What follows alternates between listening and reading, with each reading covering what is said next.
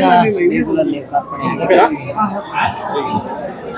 ಇಲ್ಲ, ಅದು ಇದೇ ನಾನು ಅಂದೇ ಮೊದಲೇ ಹೇಳಿದೆ, ಇದೇ ಮಹಾಶುದಿನ ಅಂತ ಅನ್ನಿಸ್ತಾ ಇದೆ ನನಗೆ ನಿಜವಾಗಿ. ನಾನು ಇದನ್ನು ಎದುರು ನೋಡಿರಲಿಲ್ಲ.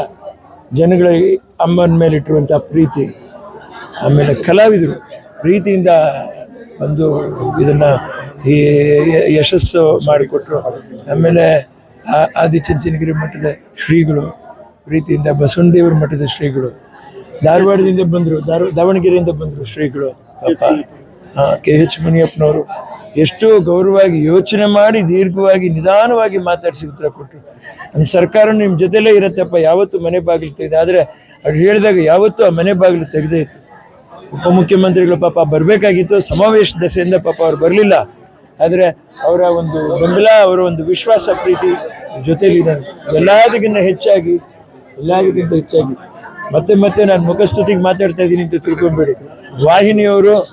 ವಾಹಿನಿಯವರು ಖಂಡಿತ ಎಲ್ಲದಕ್ಕಿಂತ ದೊಡ್ಡದಾಗಿ ನಾವು ಇದೀವಿ, ನೀವು ನಿಂತ್ಕೊಂಡು ಮಾಡ್ರಿ ಅಂತ ಹೇಳಿರುವಂಥ ವಾಹಿನಿಗಳನ್ನ ನನ್ನ ಹೆಸರು ಹೇಳೋಕ್ಕಾಗಲ್ಲ ನಾನು.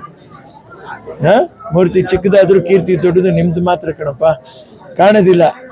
ನೀವು ಬ್ಯಾಕ್ಗ್ರೌಂಡಲ್ಲಿ ಇರ್ತೀರ, ಉಳಿದವರು ನಾವೇ ಮಿಂಚ್ತಾ ಇರ್ತೀವಿ, ಆಮೇಲೆ ನಾವು ನಿಮ್ಮನ್ನು ಬೈದ್ ಬಿಡೋದು. ಸ್ಮಾರಕದಲ್ಲಿ ಒಂದು ದೇಗುಲ ಅಂತ ಹೆಸರಿಟ್ಟಿದ್ದೀರಿ, ಮತ್ತೆ ಆ ತಾಯಿಯವ್ರದ ವಿಭಿನ್ನವಾದ ಫೋಟೋಗಳನ್ನ ಸಹ ಮಾಡಿರುವಂಥದ್ದು. ಬೆಳಿಗ್ಗೆಯಿಂದ ಕೂಡ ಜಾತ್ರೆ ತರ ಫೀಲ್ ನಮ್ಗೆ ಯಾವ್ದೋ. ಅವರು ಸಖಿಯಾಗಿ ಬಂದರು, ಕಥಾನಾಯಕಿ ಅನ್ನಿಸ್ಕೊಳ್ಳಿಲ್ಲ. ಸಖಿಯಾಗಿ ಬಂದು ಕಥಾನಾಯಕಿಯಾಗಿ, ಪೋಷಕ ನಟಿಯಾಗಿ ಎಲ್ಲ ಪಾತ್ರಗಳನ್ನು ಮಾಡಿ ಮುಗಿಸ್ಬಿಟ್ರು. ಯಾರ ಜೊತೆ ಕಥಾನಾಯಕಿಯಾಗಿ ಮಾಡಿದ್ರು ಅವ್ರಿಗೆ ಅತ್ತೆ ಪಾತ್ರ ಮಾಡ್ಬಿಟ್ರು. ಹಾಗಾಗಿ ಆ ಭಾವನೆಗಳಲ್ಲಿ ಅತ್ತೆಯಾಗೇ ಇರಬೇಕು ಅಂತಲೇ ಅಭಿನಯ ಮಾಡಿದ್ರು. ಸೊ ಅಲ್ಲಿಗೆ ಅಮ್ಮವರ ಒಂದು ಅಭಿನಯದ ಆ ಒಂದು ಯೋಚನೆ ಹೇಗೆ ನಾನು ಮಾಡಬೇಕು ಅನ್ನುವಂಥದ್ದು ಮಾತ್ರ ಕರ್ತವ್ಯ ಮಗ್ನರಾಗಿದ್ದರು. ಅವ್ರು ಯಾವಾಗಲೂ ಅವರು ಅದ್ರ ಮೇಲೆ ಚಿಂತನೆ ಅವ್ರಿಗಿತ್ತು. ಆಮೇಲೆ ತುಂಬ ಇಷ್ಟ ಅವ್ರಿಗೇನು ಅಂದರೆ ಅಡುಗೆ ಮಾಡಿ ಎಲ್ರಿಗೂ ಬಡಿಸ್ಬೇಕು ಅನ್ನೋದು. ಎಷ್ಟು ಕಷ್ಟ ಇದ್ದರೂ ಕೂಡ ಅಡುಗೆ ಮಾಡಿ ಒಳ್ಳೆ ಗಂಚ್ತಾ ಇರಲಿಲ್ಲ ನನ್ನ ತಾಯಿಯವರು. ಇವತ್ತು ಈ ತೋಟ ಎಲ್ಲ ನಾವು ಕಟ್ಟಿದ್ವಿ ಅಂದರೆ ಕಾರಣ ನಮ್ಮ ತಾಯಿಯವರು ಕೊಟ್ಟಿರುವಂಥ ಮಾಡಿರುವಂಥ ಅನ್ನದಾಸೋಹ. ಇದೇ ಸತ್ಯ. ಅವ್ರ ಹೆಸರಲ್ಲಿ ಇದು ನಿರಂತರವಾಗಿ ನಡಿಬೇಕು. ನಿಮ್ಮೆಲ್ಲರ ಪ್ರೀತಿ, ವಿಶ್ವಾಸ, ಬೆಂಬಲದೊಂದಿಗೆ ನಡಿಬೇಕು. ಇದರಲ್ಲಿ ನನಗೆ ದೊಡ್ಡದಾಗಿ ಹೇಳಬೇಕು ಅಂತ ಹೇಳಿದ್ರೆ, ಅಮ್ಮವರು ಇಲ್ಲದ ಈ 12 ತಿಂಗಳು ಜೀವನದಲ್ಲಿ ನಾನು ಹ್ಯಾಕ್ ಕಳೆದೆ ಅಂತಲೇ ನನಗೆ ಗೊತ್ತಿಲ್ಲ. ನನಗೆ ಮಧ್ಯದಲ್ಲಿ ಈ ಅಪೆಂಡಿಸೈಟಿಸ್ ಆಪ್ರೇಷನ್ ಒಂದಾಯಿತು. ಅದಕ್ಕೂ ಮುಂಚೆ ನನ್ನ ತಾಯಿಯವರು ಹೋದ ವರ್ಷದಲ್ಲಿ ನನಗೆ ಜ್ವರ, ಸಿಕ್ಕಾಪಟ್ಟೆ ಆರೋಗ್ಯ ಸರಿ ಇಲ್ಲ, ಹಾಸ್ಪಿಟಲಲ್ಲಿ ನನ್ನ ಅಡ್ಮಿಟ್ ಆಗಿದ್ದೆ. ದಕ್ಷಿಣ ಭಾರತದಲ್ಲಿ ಕಲಾ ಸೀಮೆಯಲ್ಲಿ ರಂಗಭೂಮಿಯಿಂದ ಹಿಡಿದು, ನಾಟಕದಿಂದ ಹಿಡಿದು, ಸಿನಿಮಾದಲ್ಲಿ ಕೂಡ 60 ವರ್ಷಗಳ ಕಾಲ ಸುದೀರ್ಘವಾಗಿ ಸೇವೆ ಮಾಡಿದ್ದಾರೆ. ಮೇರು ಪರ್ವತಕ್ಕೇರಿದ್ದಾರೆ ಸೇವೆ. ಸಮಾಜದಲ್ಲಿ ಬದಲಾವಣೆ, ಸಮಾಜ ಸುಧಾರಣೆ, ಸಮಾಜದಲ್ಲಿ ಸಮಾನತೆ, ಹಲವಾರು ಸಿನಿಮಾಗಳಲ್ಲಿ ಕೆಲಸವನ್ನು ಮಾಡಿ ತನ್ನದೇ ಆದಂಥ ಛಾಪವನ್ನು ಮೂಡಿಸಿದ್ದಾರೆ. ಅತ್ಯಂತ ಹಿರಿಯ ಕರ್ನಾಟಕ ರಾಜ್ಯದ ಕಲಾವಿದೆಯಾಗಿ ಅತ್ಯುತ್ತಮವಾದಂಥ ಸೇವೆಯನ್ನು ಮಾಡಿ ದೇಶಕ್ಕೆ ಕೀರ್ತಿ ತರುವಂಥ ಮಹಾನ್ ಚೇತನ. ಈ ದಿನ ಅವರ ಕುಟುಂಬ, ವಿನೋದ್ ಅವರ ಎಲ್ಲ ಅವರ ಮುಖಂಡರು, ಸುಪುತ್ರ ವಿನೋದ್, ಗ್ರಾಮ ಪಂಚಾಯತಿ ಅಧ್ಯಕ್ಷರು, ಸದಸ್ಯರು ಮತ್ತು ಈ ಭಾಗದ, ಈ ತಾಲೂಕಿನ, ಜಿಲ್ಲೆಯ ಎಲ್ಲ ಜನರು ಕೂಡ ಇವತ್ತು ಬಹಳ ತುಂಬ ಹೃದಯದಿಂದ ಅವರನ್ನು ಪ್ರಶಂಸನೆ ಮಾಡಲಿಕ್ಕೆ ಸನ್ಮಾನ್ಯ ಶ್ರೀ ನಿರ್ಮಲಾನಂದ ಮಹಾನಾಥ ಸ್ವಾಮಿಯವರು ಬರ್ತಾ ಇದ್ದಾರೆ. ನನಗೆ ಹಾಸನದಲ್ಲಿ ಕಾರ್ಯಕ್ರಮ ಇರೋದ್ರಿಂದ ಮುಂದಾಗಿ ಬರಬೇಕಂತ ಸಂದರ್ಭ ಬಂತು. ಆದರೂ ಕೂಡ ಸದಾ ನಾನು ವಿನೋದ್ ಅವ್ರಿಗೆ ಹೇಳ್ತಾ ಇದ್ದೀನಿ, ಎಲ್ಲ ಕಷ್ಟಗಳಲ್ಲೂ ನಿಮ್ಮ ಕುಟುಂಬದ ಜೊತೆಯಲ್ಲಿ ಸರ್ಕಾರ, ವೈಯಕ್ತಿಕವಾಗಿ ನಾನು ಇರ್ತೇವೆ. ನೀವು ಯಾವಾಗಾದರೂ ಬರ್ಬೋದು. ನಾವೆಲ್ಲ ಕೂಡ ಅವರ ಸೇವೆಯನ್ನು ನೆನಪಿನಲ್ಲಿಡೋಣ. ಅವರ ಮಾರ್ಗದರ್ಶನ, ಅವರ ದಾರಿದೀಪ ಈ ದೇಶದಲ್ಲಿ, ಆ ಕಲಾ ಭೂಮಿಯಲ್ಲಿ ಅವರು ಮಾಡಿರೋ ಸೇವೆ ಅಪಾರವಾದ್ದು, ಅಪರಿಮಿತವಾದದ್ದು. ಅದು ನಮಗೆಲ್ಲ ದಾರಿದೀಪವಾಗಿದೆ.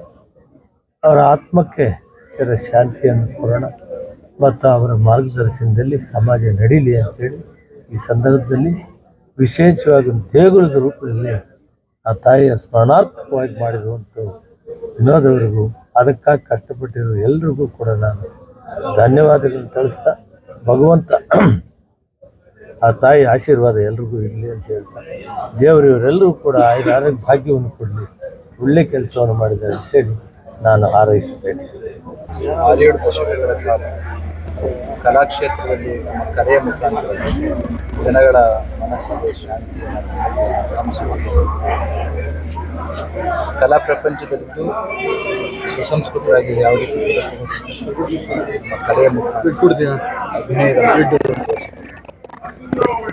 ಅಂತಹ ಮಹಾ ತಾಯಿ ಇಂಥ ಒಬ್ಬ ಹುಡುಗನಿಗೆ ಜನ್ಮ ಇಟ್ಟು ಹೋಗಿರ್ತಕ್ಕಂಥದ್ದು. ಈಗ ವಿನೋದ್ ರಾಜ್ ಹೇಳ್ತಾ ಇದ್ರು, ಒಬ್ಬ ಅನಾಥ ಮಗನ ಕಾರ್ಯಕ್ರಮಕ್ಕೆ